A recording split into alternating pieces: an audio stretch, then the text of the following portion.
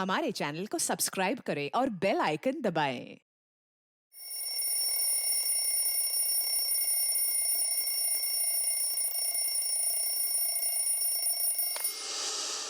ये सर में दर्द क्यों हो रहा है? चाय पीती हूँ, बेहतर महसूस होगा।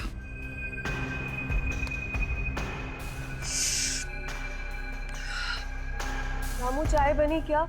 जी मैडम, अभी लाता हूँ। रामू, थोड़ा जल्दी करो, मेरा सर बहुत भारी हो रहा है। लाता हूँ मैडम। पता नहीं क्या हो रहा है मुझे। कल रात तो नींद भी अच्छी आई थी और खाना भी तो घर पर ही खाया था, फिर अब ये अजीब सा क्यों लग रहा है? मैम साहब, आपके सर दर्द की दवा लाऊं क्या? नहीं रामू, चाय पी लेती हूँ, शायद उससे ठीक हो जाए। ठीक है मैम साहब, मैं साहब को चाय दे के आता हूँ। तुम रहने दो, मैं देकर आती हूँ। कल देर रात तक काम कर रहे थे, अभी भी सो रहे हैं। ठीक है मैम साहब। ये प्रमोद भी ना फिर लेट हो जाएगा तो मुझ पर चिल्लाएंगे। प्रमोद, देखो उठो अभी। देखो मेरी तबीयत पहले से ही ठीक नहीं है, अब तुम मुझे और तंग मत करो। तुम्हारी चाय भी तैयार है। प्रमोद, प्रमोद।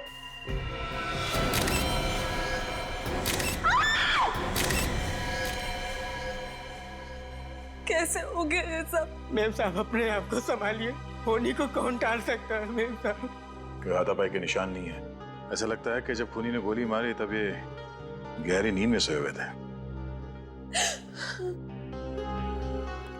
तुम इस घर के नौकर हो रामू? जी साहब। यहीं रहते हो? नहीं साहब, पास वाली बस्ती में रहता हूँ साहब। सुबह 7 बजे आता हूँ, घर का काम करता हूँ साहब, खाना बनाता हूँ और रात को 7 बजे चला जाता हूँ। अंदर कैसे आया तुम? साहब, मेरे पास घर की डुप्लीकेट चाबी है जो मेम साहब ने मुझे बना के दी है। उसी से साहब मैं दरवाजा खोल के अंदर आता हूँ, क्योंकि कभी कभी साहब और मेम साहब देर से उठते हैं। तो तुम्हारे पास इस घर की डुप्लीकेट चाबी भी है? जी साहब। तो जब तुम घर के अंदर दाखिल हुए तो कुछ अजीब दिखा घर के अंदर, या फिर घर के बाहर किसी को देखा जो गड़बड़ लगा? नहीं साहब, कल 7:30 बजे काम करके मैं चला गया था साहब।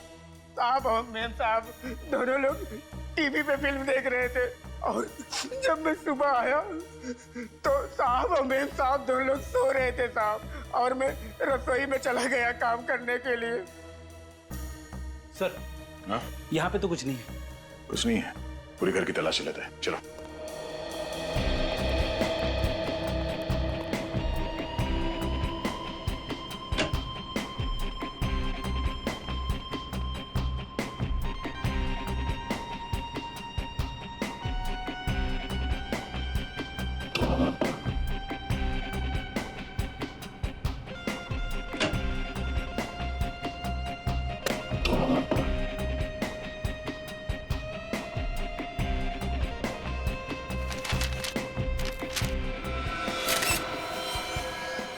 सर, हाँ बेटे। स्टडी रूम में से गन मिली है। गोली चली है? साहब, इस बंदूक के बारे में मैं कुछ नहीं जानता हूँ साहब। मैं बेकसूर हूँ साहब, मैं बहुत ईमानदार हूँ साहब, मैंने कुछ नहीं किया साहब। ये लो, हमने तो तुमसे कुछ पूछा ही नहीं और तुम खुद ब खुद बोल पड़े। अब तो हमारा शक यकीन पे बदल गया है। प्रमोद जी का खून तुम्ही ने किया है। नहीं साहब, मैंने कुछ नहीं किया साहब। सुरेखा जी, आपका क्या कहना है इस गन के बारे में? सुरेखा जी, मैं आपसे पूछ रहा हूँ, आपने गोली चलने की आवाज सुनी थी? नहीं, मैंने कोई आवाज नहीं सुनी। और ये गन कहाँ से आई मुझे ये भी नहीं मालूम। जिस कमरे में आप सो रही थी उसी कमरे में आपके पति प्रमोद की गोली मार के हत्या हुई और आपने गोली चलने की आवाज नहीं सुनी है? सर, वॉशिंग मशीन के अंदर ये खून से सने हुए कपड़े मिले। इस कपड़े को तो पहचानती हैं आप? हाँ, ये तो मेरी नाइट ड्रेस है, लेकिन इस पे खून कहाँ से आया? आप जवाब दीजिए, इसमें खून कहां से आया? मुझे नहीं पता इस पे खून कहाँ से आया। सुरेखा जी, आप झूठ बोल रही हैं। मैं आपसे झूठ क्यों बोलूंगी? क्योंकि आपने अपने पति प्रमोद का खून किया है। मैं क्यों अपने पति को मारूंगी? मैं तो उनसे बहुत प्यार करती थी। झूठ। मैं झूठ नहीं बोल रही हूँ, मैंने कुछ नहीं किया। मैं बिल्कुल निर्दोष हूँ, मेरी बात को यकीन कीजिए। कैसे मान ले कि आप निर्दोष हैं जिस कमरे में आप सोई थी उसी कमरे में आपके पति का खून हो गया। आपने गोली चलने की आवाज नहीं सुनी। आपको यह तक नहीं पता कि आपके पति की मौत कब हुई है? मेम साहब सच बोल रही साहब। चुप। कब से काम कर रहे हो तुम यहाँ? 3 साल से साहब। और मेम साहब को और साहब को मैंने कभी भी झगड़ते हुए नहीं देखा साहब। झगड़ते नहीं देखा इसका मतलब ये नहीं कि आपकी मेम साहब खून नहीं कर सकती। सुरेखा जी, आप इन्हें अपने पति का खून किया है और जो कुछ भी हुआ है आप साफ साफ बताइए हमें। मैं बिल्कुल निर्दोष हूँ। मैंने इनका खून नहीं किया है। मैं निर्दोष हूँ। निर्दोष। मेम साहब, ये क्या? ये वाकई बेहोश हो गई है या बेहोश होने का नाटक कर रही है? एक काम करो, इन्हें अस्पताल लेके जाओ। सारे सबूत और प्रमोद की लाश को फॉरेंसिक लैब भिजवा दो। मेरा शक एकदम सही निकला। ये गोली जो प्रमोद के शरीर में से मिली है, ये इस पिस्टल से चली है और इस पिस्टल पर सुरेखा की उंगलियों के निशान है। क्या? सुरेखा के? और इस नाइटर्स पे जो खून लगा है वो किसका है? ये खून भी प्रमोद का ही है। अच्छा, इसकी मौत कितने बजे हुई थी? रात तकरीबन 1 से 1:30 बजे के बीच। मतलब प्रमोद का खून सुरेखा ने किया है? लग तो कुछ ऐसे ही रहा है। हॉस्पिटल चलकर इस सुरेखा से मिलना पड़ेगा। सर, सारे सबूत सुरेखा की तरफ इशारा कर रहे हैं। मुझे तो लगता है उसने बेहोश होने का नाटक भी किया है।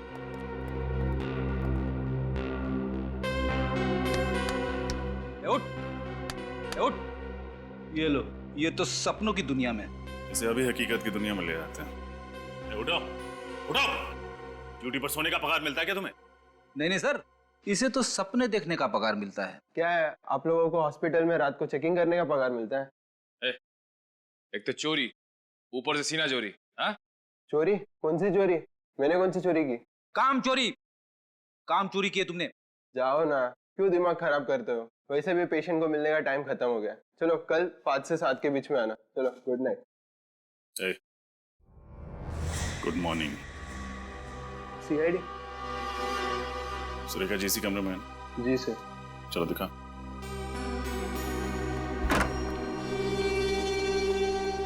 बेड तो खाली। सुरेखा कहाँ? रात को 11 बजे चेकिंग के समय तो मेम साहब कमरे में थी। अचानक किधर गायब हो गई?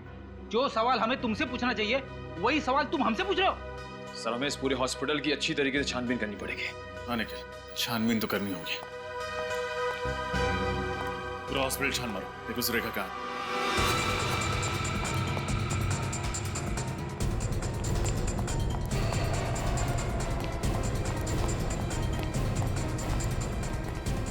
सब चेक कर लिया लेकिन सुरेखा नहीं मिली सर। वहां पे भी नहीं है। कैसे हो गया ऐसे? कहाँ है सुरेखा? साहब मुझे कुछ नहीं पता साहब, मैं तो यहीं पर बैठा था। बैठे हुए नहीं थे, सोए हुए थे। ये कपड़े देखे तुमने? ऐसे ही कपड़े हॉस्पिटल में हर मरीज को दिए जाते हैं। हाँ सर। अगर सुरेखा के हॉस्पिटल वाले कपड़े ये हैं तो यहाँ क्या कर रहे हैं? जो कपड़े सुरेखा पहन के हॉस्पिटल में आई थी वो कहाँ है? वो कपड़े तो यहीं पर रखे थे। सुरेखा के हॉस्पिटल वाले कपड़े यहाँ और उसके पर्सनल कपड़े गायब। सुरेखा खुद के कपड़े पहन के रफू चक्कर हो गई सर। बिल्कुल सही कह रहे हो फ्रेडी। उसने बेहोश होने का नाटक किया ताकि हम उसे यहाँ हॉस्पिटल में भर्ती कराएं और मौका मिलते ही वो यहाँ से भाग जाए। सर, हो सकता है इस पूरे चक्कर में कोई और भी है जो सुरेखा का साथ दे रहा है। लेकिन कौन हो सकता है वो? कैसे पता चलेगा सर? इस पूरे हॉस्पिटल में लगे सीसीटीवी कैमरास की फुटेज देख के। चल। एक्सक्यूज मी, हमें पिछले 2-3 घंटे की सीसीटीवी फुटेज देखनी है। मगर आप लोग? हम लोग सीआईडी? 10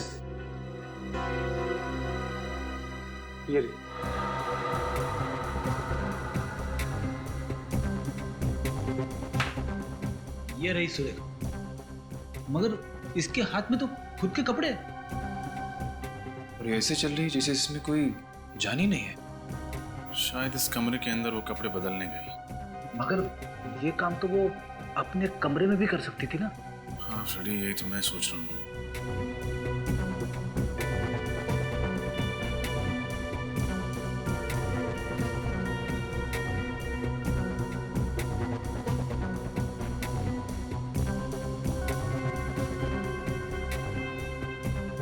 तो ये सुरेखा तो हॉस्पिटल के गेट से बाहर चली गई।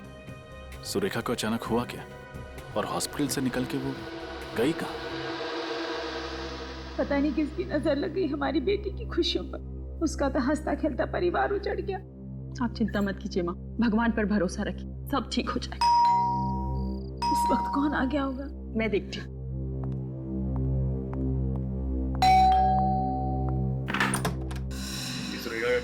जी, लेकिन वो तो इस वक्त हॉस्पिटल में है। थी, अब नहीं है। हॉस्पिटल में नहीं है तो कहाँ है? ये आपको पता होना चाहिए। पूरे घर की अच्छी तरह तलाशी। अरे तलाशी? एक सेकंड, ऐसे कैसे आप तलाशी ले सकते हैं? आप लोग हैं कौन? सीआईडी। सीआईडी? मगर आपको तो मालूम है कि वो अपने पति प्रमोद की लाश को देखकर बेहोश हो गई थी। सब नाटक था ताकि वो हॉस्पिटल में भर्ती हो सके और फिर हमारी आंखों में धूल झोंक कर वहां से भाग सके। लेकिन सुरेखा ऐसा करेगी क्यों? आप उस पर झूठा इल्जाम लगा रहे हैं। आप बहुत अच्छे से जानते हैं सुरेखा, आपकी तारीफ। सर, ये हमारी बहू है, अमेरिका से आई है अपने भाई की शादी के लिए। तो आप सुरेखा की भाभी? जी। आपके पति मतलब कि सुरेखा के भाई आपके साथ आए? जी, वो मेरे साथ नहीं आए, उन्हें कुछ जरूरी काम आ गया था, लेकिन अब वो फ्लाइट में बैठ चुके हैं, कल तक पहुंच जाएंगे।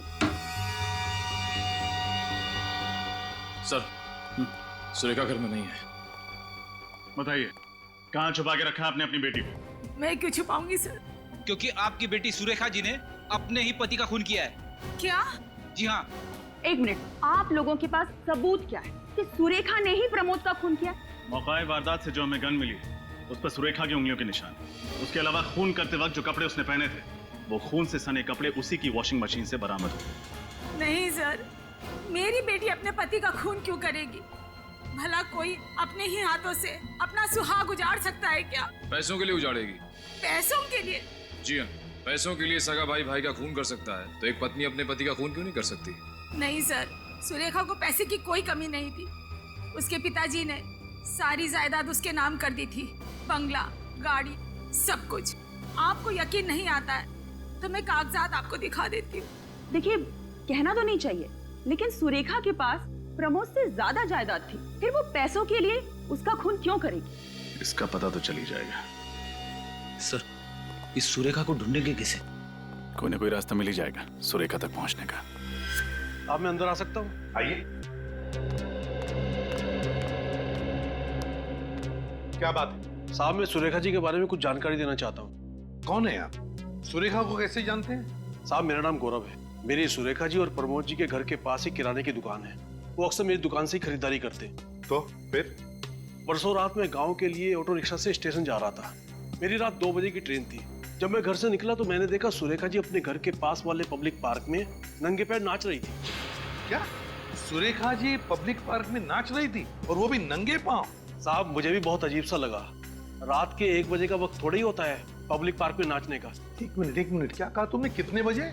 1 बजे। रात के 1 बजे? जी हाँ। रात के 1 बजे सुरेखा पब्लिक पार्क में नाच रही थी नंगे पांव, और सचिन उसी वक्त। और रात के 1 और 1:30 बजे के बीच में प्रमोद का भी खून हुआ। पूरे होश में थे जब तुमने देखा, या फिर कुछ शौक है तुम्हें? साहब, मैं पूरे होश में था, आप मेरा यकीन कीजिए। सर, कोई एक इंसान एक ही वक्त पे 2 अलग-अलग जगह पे कैसे हो सकता है? वही तो सचिन, वही तो। कुछ न कुछ तो गड़बड़ जरूर है, कुछ न कुछ तो गड़बड़ जरूर है। ठीक है, तुम जा सकते हो। पंकज, इनका फोन नंबर और एड्रेस ले लेना, जरूरत पड़े तो हम तुम्हें खुद से बुला लेंगे। हाँ सचिन, इस सुरेखा के बारे में और भी पूछताछ करनी पड़ेगी, और भी गहरी पूछताछ। तो सर, एक बार फिर से सुरेखा के घर की तलाशी ले लें? बिल्कुल बिल्कुल ले लो उसके घर की तलाशी। कोई ना कोई सुराग तो वहां पर जरूर है जो हमारी आंखों से छूटा है। सर, किराने वाले ने जो बात बताई है उसे सुनकर मेरा दिमाग गोल गोल घूम रहा है। भला कोई आधी रात को, वो भी पब्लिक पार्क में, नंगे पैर क्यों नाचेगा? फ्रेडी, हमने सुरेखा के बारे में पता कर लिया है। उसे कॉलेज के दिनों से नाचने का बहुत शौक था, और शायद शादी के बाद वो ये शौक पूरा नहीं कर पाई, और इसीलिए पार्क में आके। सर, बैट पे मिट्टी लगी है। हाँ फ्रेडी, पर हो सकता है ये मिट्टी किसी के जूतों से लग गई हो। हमें ठोस सबूत चाहिए, इससे काम नहीं चलेगा। अंदर चल के देखते हैं। एक एक कमरा छान मारना, किसी भी चीज को नजरअंदाज मत करना। जल्दी।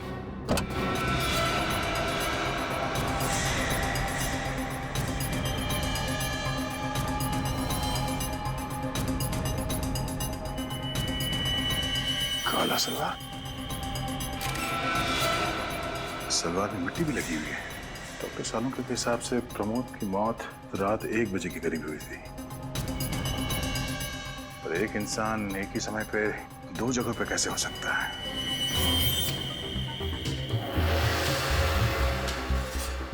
या तो वो अपने पति का खून करके सबूत मिटा रही होगी या फिर पार्क में डांस कर रही होगी। अब ये क्या चक्कर है? सर, सुरेखा की मेडिकल फाइल मिली है। अच्छा, ये क्या? ये सुरेखा रात सोने से पहले सिस्टोपैम टैबलेट खाती थी। ये सिस्टोपैम क्या है? डॉक्टर सालुंके ही बताएंगे। डॉक्टर साहब, फिलहाल आप ये बताइए कि ये सिस्टोपैम नाम का जो टैबलेट है ये किस चीज के लिए ली जाती है? हाँ ठीक है सर। क्या हुआ? ये टैबलेट सिस्टोपैम एंटी डिप्रेसेंट है। मतलब सुरेखा को डिप्रेशन की बीमारी? पर ये बात सुरेखा की माताजी ने हमें क्यों नहीं बताई? सर कहीं ऐसा तो नहीं कि सुरेखा की माँ ने हमसे ये बात जानबूझ के छुपा के रखी हो? अब ये तो हमें ये डॉक्टर बताएंगे जिसने सुरेखा को ये दवाई प्रिस्क्राइब की थी, डॉक्टर जितेन। ये 2 गोलियां ले लीजिए, इससे तुम्हारी दिमागी दृश्य कम हो जाएंगे। मनसुख, इन्हें ले जाइए। आइए।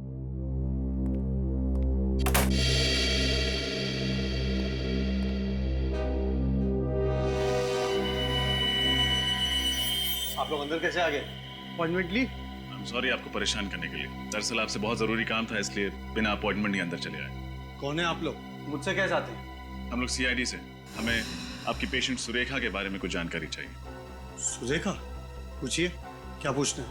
आपने ही सुरेखा को ये एंटी डिप्रेसेंट टैबलेट सिस्टोपैम दिया था ना? हाँ, ये मैंने प्रिस्क्राइब की थी।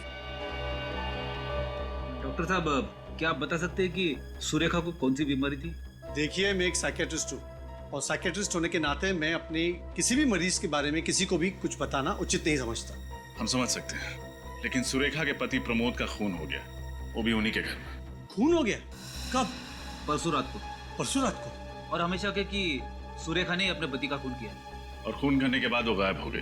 जी हाँ, दरअसल बात यह है कि सुरेखा हमारे सामने बेहोश हो गई और जब हमने उसे अस्पताल में भर्ती किया तो वो अस्पताल से भाग गई। भाग गई? डॉक्टर साहब, अगर आप हमें बता देंगे कि सुरेखा को क्या बीमारी है तो हमें केस सॉल्व करने में आसानी हो। देखिए, मैं कैसे? देखिए प्लीज, आप बताएंगे आपने उसे ये एंटी डिप्रेसेंट क्यों दी थी? क्या उसे किसी किस्म का डिप्रेशन था? जी, सुरेखा को डिप्रेशन नहीं था। सुरेखा को दरअसल नींद में चलने की बीमारी थी। नींद में चलने की बीमारी? जी। सर कहीं ऐसा तो नहीं कि सुरेखा ने नींद में ही अपने पति का खून कर दिया? डॉक्टर साहब, नींद में चलने वाला आदमी नींद में खून कर सकता है? वेल, हाँ भी और ना भी। मतलब क्या सुरेखा ने इससे पहले भी नींद में कोई अजीब सी हरकत की थी? प्रमोद ने मुझसे कहा था कि एक बार रात को वो जब उठा तो सुरेखा बिस्तर पे नहीं थी। पूरा घर छान मारने के बाद उसने देखा सुरेखा घर पर भी नहीं थी। फिर वो जब उसे ढूंढने के लिए बाहर निकले तो उसने देखा कि सुरेखा पब्लिक पार्क में नंगे पांव नाच रही थी। पब्लिक पार्क में नाच रही थी? जी। इसका मतलब सर किराने वाला सच बोल रहा था? उसे बचपन से नाचने का शौक भी तो था। ये मुमकिन है, क्योंकि इंसान अपने कॉन्शियस यानी सचेतन अवस्था में जो चीज पसंद करता है वही चीज वो अपने सबकॉन्शियस यानी अर्धचेतन अवस्था में करता है, भले वो नींद में क्यों ना हो। लेकिन डॉक्टर साहब, नींद में कोई किसी का खून कर सकता है? वेल, इस संभावना को नकारना नहीं जा सकता, क्योंकि कुछ साल पहले अमेरिका में एक ऐसा केस हुआ था जहाँ पे एक आदमी ने अपने भाई का खून कर लिया और कोर्ट में ये साबित हुआ कि वो अपने भाई से बेहद नफरत करता था। इसलिए उसने अपने भाई को अपनी सबकॉन्शियस यानी अर्धचेतन अवस्था में मार डाला। लेकिन सर सुरेखा की बातों से तो ऐसा लग रहा था कि वो अपने पति से बहुत प्यार करती थी। समझ में नहीं आ रहा। डॉक्टर साहब, जहां तक मुझे पता है अर्धचेतन अवस्था में कोई आदमी चीजों को छुपाएगा नहीं। Am I right? ठीक कह रहे हैं आप। अजीब बात है, हमें गन मिली कचरे के डब्बे में बहुत सारे कागजों के नीचे छुपाई हुई, और खून से सना हुआ नाइट ड्रेस मिला, वो भी वॉशिंग मशीन के अंदर बहुत सारे कपड़ों के नीचे छुपाया हुआ। पर सर किराने वाले के हिसाब से तो जब प्रमोद का खून हुआ तब तो सुरेखा पब्लिक पार्क में नाच रही थी। वही तो, एक ही आदमी एक ही समय पर दो जगहों पर कैसे हो सकता है? अजीब चक्कर है। कोई ऐसा तो नहीं कि सुरेखा की इस बीमारी का कोई और ही फायदा उठा रहा है? हो सकता है, और अगर ऐसा है तो हमें जल्द से जल्द सुरेखा को ढूंढना होगा, क्योंकि अब उसकी जान को खतरा हो सकता है। सर। हाँ सर, उस रात जब सुरेखा जी हॉस्पिटल से गायब हुई थी तो इस रिक्शा वाले ने उन्हें देखा था। तुमने सुरेखा को देखा था? जी साहब, और वो मैडम बड़ी अजीब तरीके से चल रही थी। अजीब तरीके से मतलब खोई खोई हुई लग रही थी। खोई हुई सी लग रही थी? जी हाँ, और एक बात और, एक आदमी उनका पीछा भी कर रहा था। एक आदमी उसका पीछा कर रहा था? जी हाँ। तो क्या तुमने उस आदमी को देखा है? जी। तो उसकी शक्ल बनवा सकते हो, स्केच? जी हाँ, बिल्कुल बनवा सकता हूँ। वो आदमी ऐसा ही दिखता है? जी हाँ, बिल्कुल ऐसा ही दिख रहा था। लाइए दीजिए।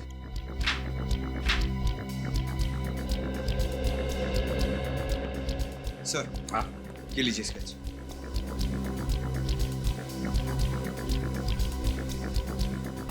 अच्छा, तो ये है वो आदमी जो सुरेखा का पीछा कर रहा था। रेडी? क्या हुआ? कुछ नहीं सर। सर, इस आदमी को मैंने कहीं देखा है। तुमने देखा इस आदमी को? हाँ सर। कहां पर? याद करो, याद करके बताओ। याद आया सर, इस आदमी को मैंने डॉक्टर जितेन के कैबिन में से बाहर निकलते हुए देखा है। डॉक्टर जितेन के कैबिन से बाहर निकलते हुए देखा था इसे? कहीं इस आदमी ने तो नहीं सुरेखा को अगवा किया? डॉक्टर जितेन के पास जाकर पूछताछ करो, पता लगाओ इस आदमी के बारे में। आप लोग फिर से? माफ कीजिएगा, आपसे फिर से मिलना जरूरी था, क्योंकि सुरेखा की जिंदगी और मौत का सवाल है। क्या हुआ सुरेखा का? मिल गई वो? जी नहीं, अभी तक तो नहीं मिली। यह आदमी कल आपके कैबिन में से बाहर निकला था जब हम यहाँ पे आए थे। आप इसे बुला सकते हैं? ये तो मेरा असिस्टेंट मनसुख है, लेकिन इसका सुरेखा के साथ क्या लेना देना? हमें शक है कि इसी ने सुरेखा को अगवा कर लिया। क्या मनसुख ने सुरेखा को अगवा किया? हाँ, मनसुख आपकी क्लिनिक में कहीं दिख नहीं रहा। आज काम पे नहीं आया क्या?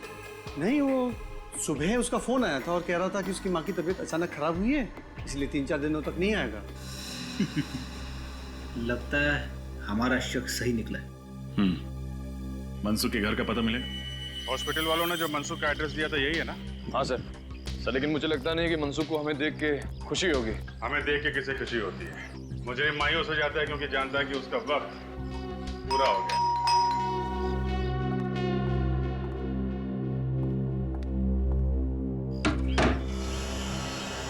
मनसुख है घर में? नहीं। आपसे कितने पैसे उधार लिए उसने? अरे वाह, इतनी ईमानदारी, वो भी आज के जमाने में। कमाल है। ईमानदारी नहीं सर, मजबूरी कहिए इसे। कैसी मजबूरी? वैसे आप लोग कौन हो? सीआईडी। सीआईडी?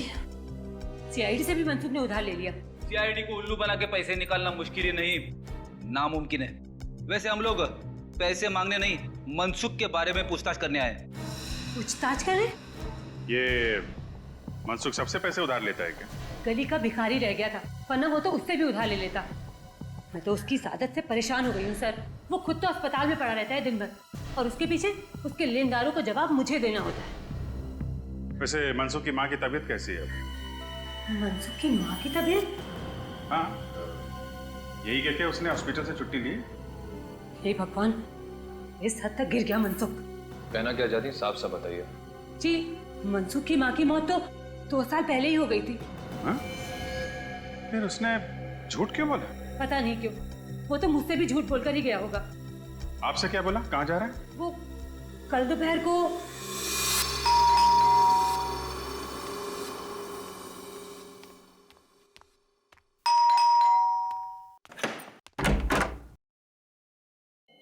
आ गए तुम?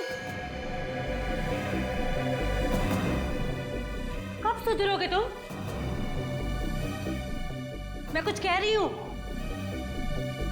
अरे कुछ बोलते क्यों नहीं हो? और ये तुम्हारे हाथ में क्या है? अरे छोड़ो। तो यहाँ छोड़ो।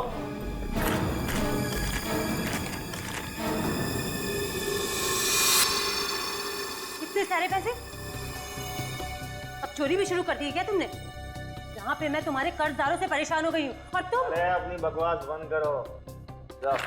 जाओ जाके मेरा सामान पैक करो, मुझे दिल्ली जाना है। दिल्ली जाना है?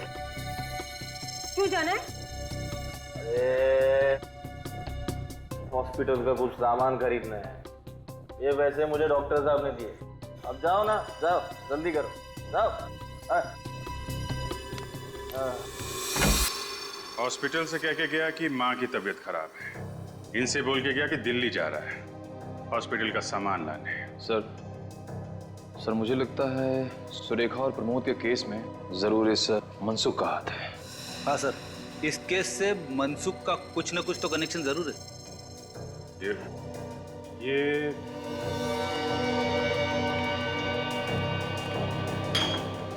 शराब की बोतलें, इस मनसुख को शराब पीने की आदत है क्या? जी सर, जब तक 2 बोतल देसी दारू न पी ले उसे नींद ही नहीं आती है। ये सारी कमाई वो दारू में ही उड़ा देता है।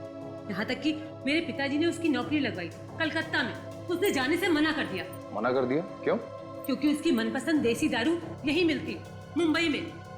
सर सुरेखा को अगवा करके जो पैसे मनसुख को मिले हैं वो पैसे उसने देशी दारू पे ही उड़ाए होंगे। समझे फ्रेडी? देशी दारू। हाँ सर, मुंबई में जितने भी देसी दारू के अड्डे हैं वहीं पे जाना पड़ेगा। जाना तो पड़ेगा, मगर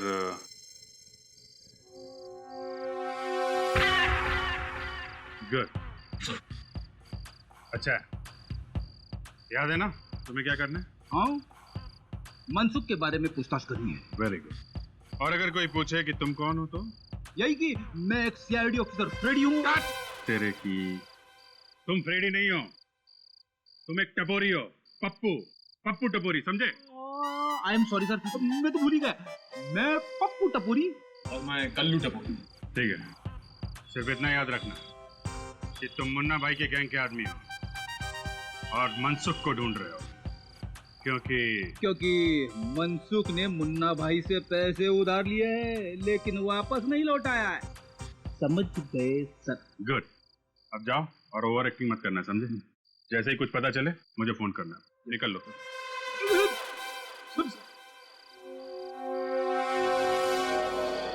आई सुन, इस पंडर को पहचान देगा? भाई साहब, इसे देखा है क्या? ये अपन के एरिया का नहीं है। ध्यान से देख, पहचानेगा तो माल मिलेगा ना। अरे ठीक से देखो ना, तुम भी देखो ना। अरे बाबा, बोला ना, आपने पी रखी है क्या? आदमी का टुकड़ा पहचान दो क्या? हाँ, आपको बोल रहा हूँ। अरे पी तुमने रखी है? नहीं पहचानता, जाओ यहाँ से। सर वो उधर चेक कर लिया लेकिन कुछ पता नहीं चला। मुझे भी कुछ नहीं मिला है, ना मनसुख फंसुख कुछ नहीं है। एक बार बचता है, रोशनी बात। वहीं पे चल के मनसुख पे रोशनी डालते। चलो।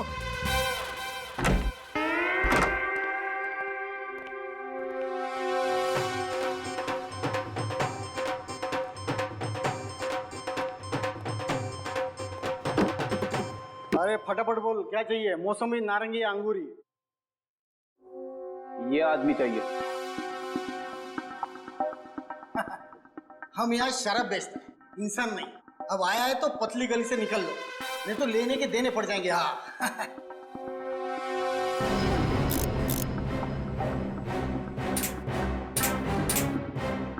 एक गोली शरीर के अंदर जाएगा और तुम 4 कंधे पे इधर से बाहर जाएंगे। कौन है आप लोग? अपन पप्पू टपोरी और ये कल्लू टपोरी, मुन्ना भाई के पंटर है दोनों। मुन्ना भाई? पहली बार नाम सुना है मैंने। बड़ा डेंजर आदमी है, लोग उसका नाम लेने से डरते हैं। कोई उसका नाम लेगा नहीं तो तुम सुनेगा कैसे? अच्छा अच्छा, ऐसा है क्या? अब चल फटाफट बता, मनसुख पिछले 10 घंटे में इधर आया था कि नहीं आया था? देख, उसने मुन्ना भाई से पैसे उधार लिए और फिर गायब हो गया, समझा? देख, अगर तुम अपन को बताएगा कि मनसुख किस कोने में गिरा पड़ा है तो अपन तेरे को मालामाल कर देगा। सचमुच? तुम अपन को इनाम देगा तो अपन तुम्हारा काम क्यों नहीं करेगा? फटाफट बता, मनसुख किधर है? कल रात को मनसुख इधर आया था। हाँ, फुल 2 दारू पिया और रहने के लिए एक कमरा मांगा।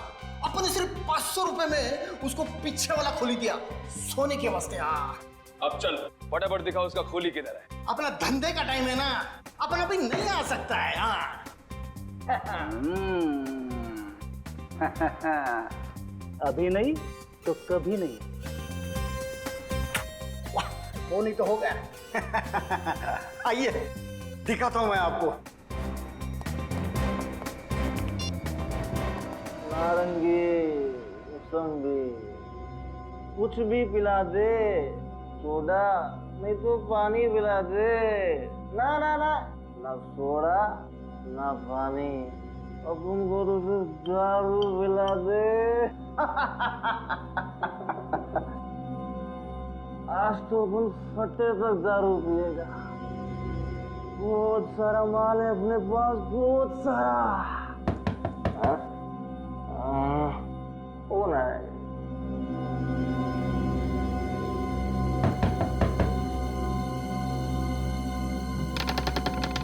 अरे देख, अभी अपन तुम्हारे पास ही आने वाला था। वो क्या है ना, दारू खत्म हो गया है, 2 बोतल चाहिए बस।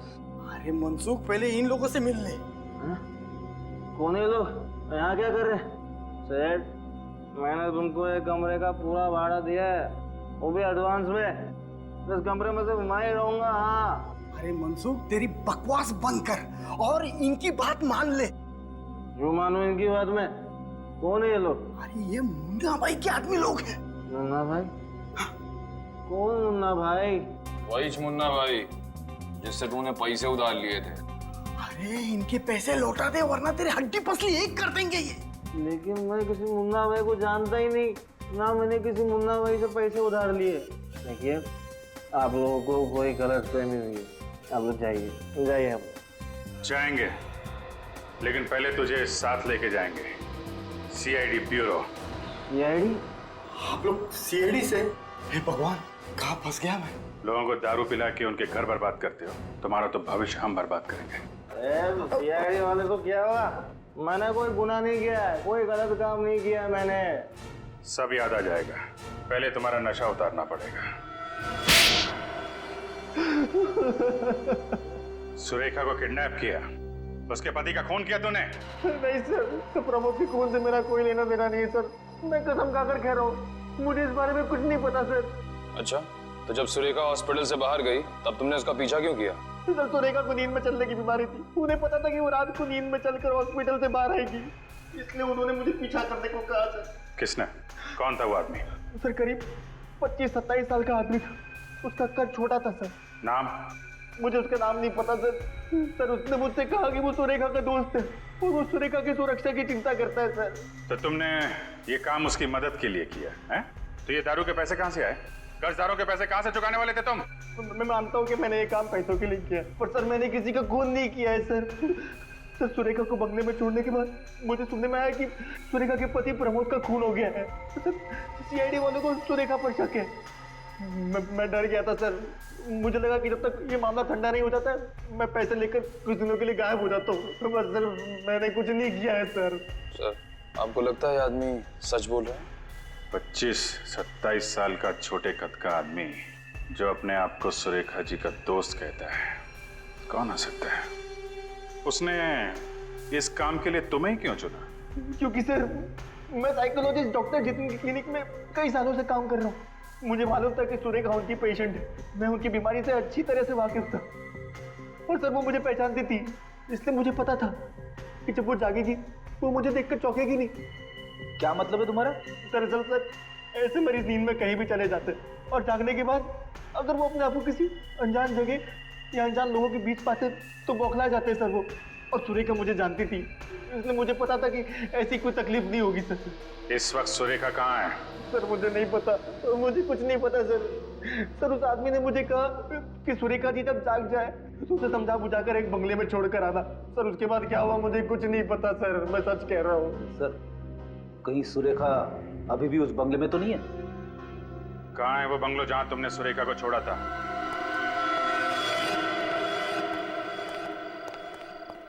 मनसुख ने यही पता बताया था ना? हाँ सर। तो दरवाजा तोड़ दें या बिल मार के दरवाजा खुलने का इंतजार करें। पहले सीधी उंगली से घी निकालने की कोशिश करते हैं, जरूरत पड़ी तो उंगली टेढ़ी कर देंगे।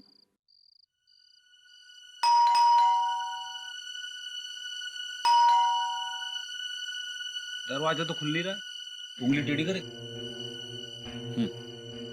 लेकिन दरवाजा तोड़ेंगे नहीं, कोई और रास्ता ढूंढते हैं अंदर घुसने का।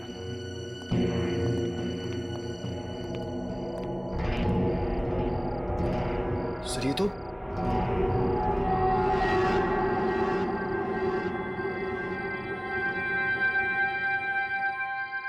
सुरेखा है। इसने तो हेडफोन लगा रखा। हाँ, ये कर क्या रही?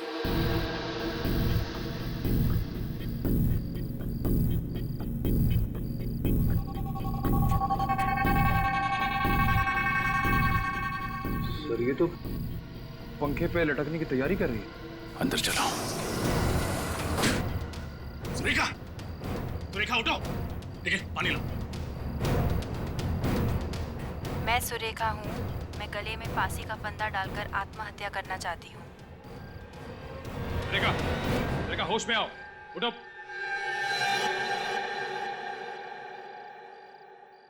ये मैं क्या कर रही थी? आप फांसी लगाने जा रही थी। फांसी? जी हाँ, इस हेडफोन्स के जरिए आपको सम्मोहित किया जा रहा था। सम्मोहित? मैं सुरेखा हूँ। मैं गले में फांसी का फंदा डालकर आत्महत्या करना चाहती हूँ। मगर सर, ये आवाज तो सुरेखा की नहीं है, किसी और लड़की की है। हो सकता है ये जो कोई भी लड़की है, वे नहीं चाहती कि सुरेखा जिंदा रहे और उसी ने इनके पति प्रमोद का खून किया। हो सकता है। ये सब क्या हो रहा है मेरे साथ? मुझे कुछ समझ में नहीं आ रहा। आप घबराइए मत, हम इस सब की तह तक पहुंचे।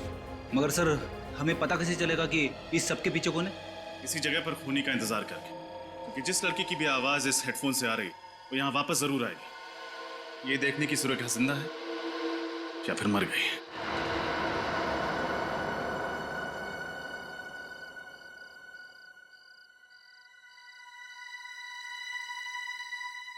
दो घंटे हो गए सर, अभी तक तो कोई नहीं आया। सब्र करो फ्रेडी, सब्र का फल मीठा होता है। सब मेरे साथ ही क्यों होता है? संभालिए अपने आप को सुरेखा।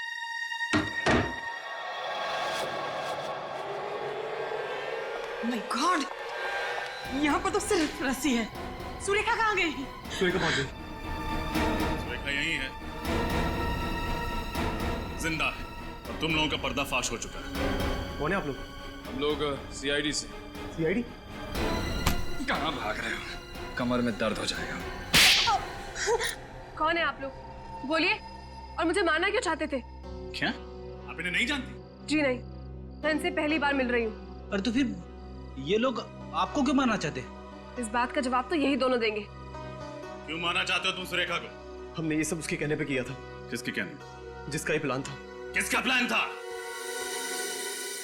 कुछ समझ नहीं आ रहा है माँ, हो क्या रहा है? मेरी भी कुछ समझ में नहीं आ रहा है, ये सब क्या हो रहा है? माँ, सुरेखा दीदी और प्रमोद जीजू का आपसी रिश्ता कैसा था? मतलब उनके बीच में कोई तनाव या झगड़ा हो रहा हो, या फिर जीजू का किसी और लड़की के साथ अफेयर हो और ये बात दीदी को पता चल गई हो, दीदी ने गुस्से में आकर उन्होंने जीजू का खून कर दिया हो। शर्म आनी चाहिए तुम्हें अपनी बहन के बारे में ऐसे बोलते हुए। तुम अपनी बहन के बारे में ऐसे सोच भी कैसे सकते हो? बस बस बस माँ, बस कीजिए। आपको भी सुरेखा पर ही शक है? शक नहीं है, लेकिन सारे सबूत उन्हीं की तरफ इशारा कर रहे हैं और सीआईडी को भी यही लगता है। मैं देखता हूँ।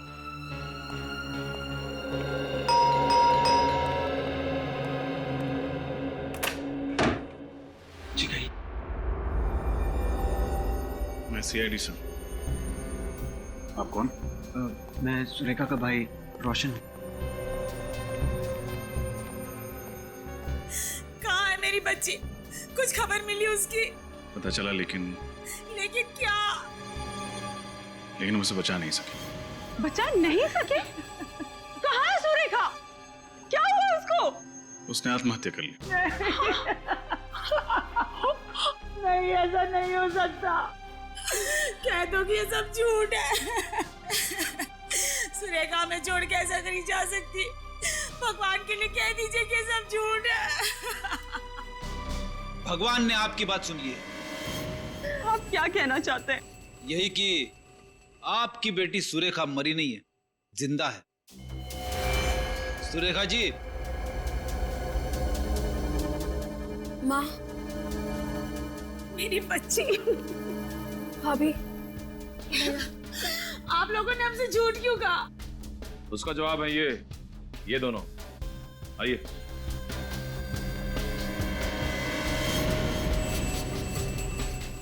भैया, माफ करना दीदी। स्वाति जी, भागने की कोशिश बेकार है, सो प्लीज अब बताओ, क्या दुश्मनी थी तुम्हारी प्रमोद के साथ जो तुमने उसका खून किया?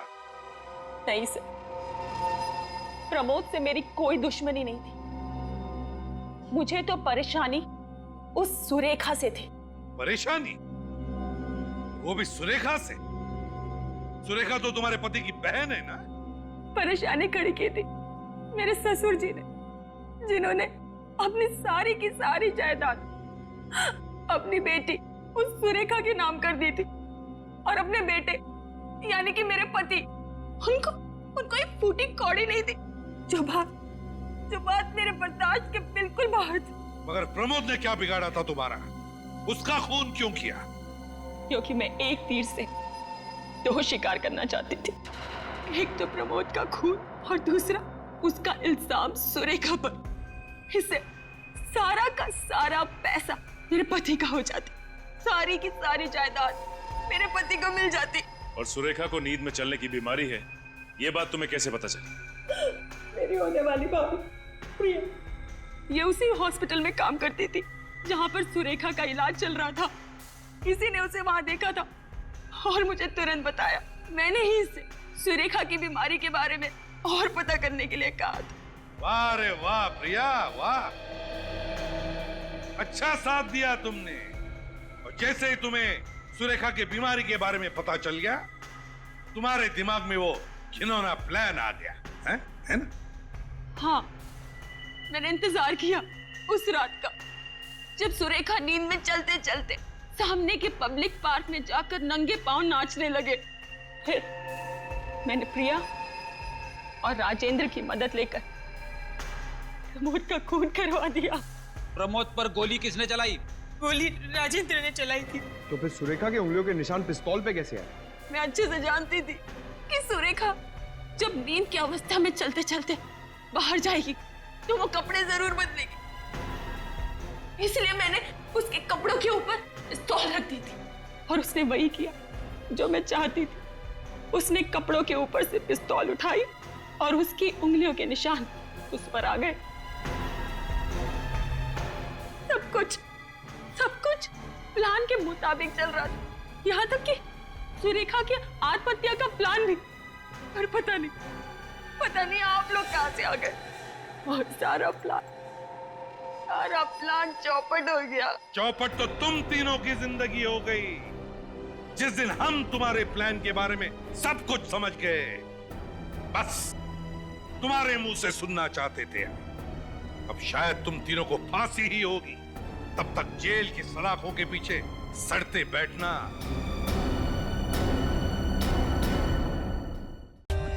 For more updates, subscribe to our channel, click the show links and enjoy watching the videos.